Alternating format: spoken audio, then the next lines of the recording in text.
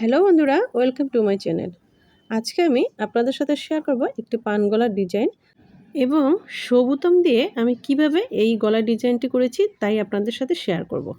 এই যে এখানে কামিজের দুইটা পার্ট আছে, একটা হচ্ছে সামনের পার্ট আর একটা হচ্ছে পিছনের পার্ট। আমি সামনের পার্টেই এই যে পান গলার ডিজাইনটি আজকে দেখাবো।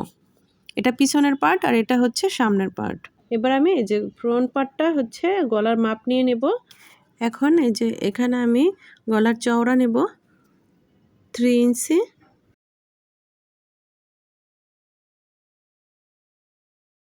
যে 3 ইঞ্চিতে আমি একটি মার্ক করে নিলাম। এবার হচ্ছে গলার লম্বা নেব আমি 4.5 ইঞ্চ। এবার এখানেও 3 ইঞ্চ আছে কিনা সেটা আমি চেক করে নিলাম।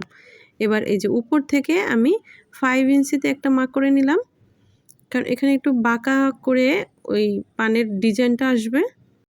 এরপর আমি এই মার্ক অনুযায়ী গলার ডিজাইনটা কেটে নিচ্ছি।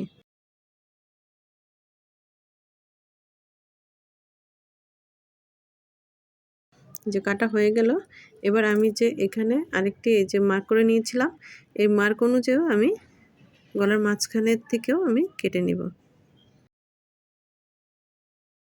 এবার এই যে গলায় আমি যে পাইপিন লাগাবো, সেই পাইপিন লাগানোর জন্য 1.5 ইঞ্চি করে একটি পাইপিনের কাপড় কেটে নিয়ে এই যে আমি পাইপিনটি লাগিয়ে নিচ্ছি।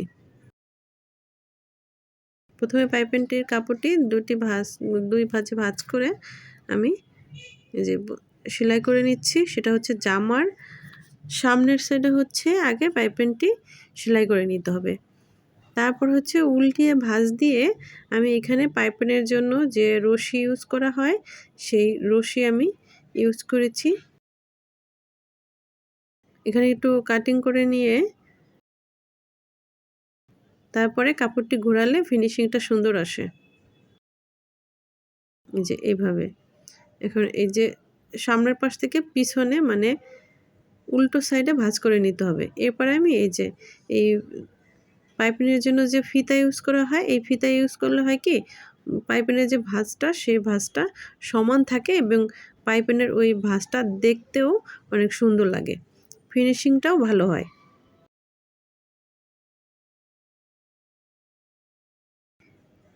এই একইভাবে আমি যে গলার এক পাশে সেলাই করা হয়ে গেছে, এখন আর এক পাশটাও সেলাই করে নিচ্ছি।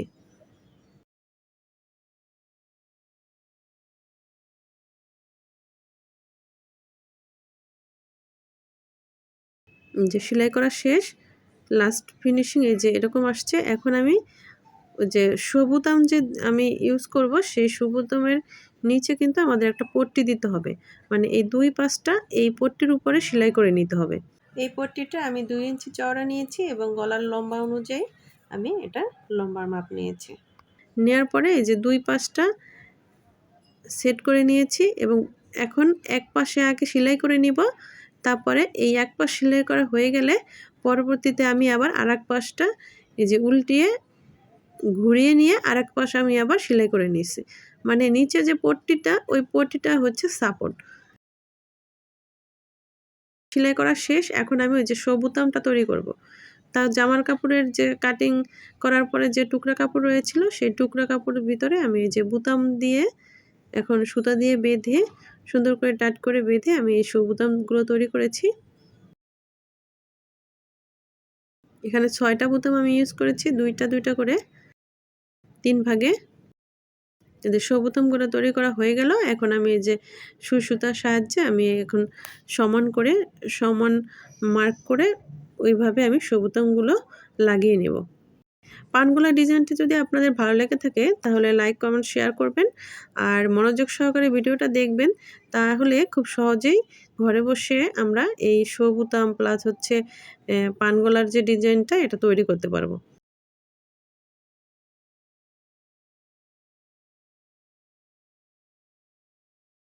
এই যে অলমোস্ট সব সবুতামগুলো লাগানো শেষ। লাস্ট ফিনিশিংটা আমাদের এরকম আসছে।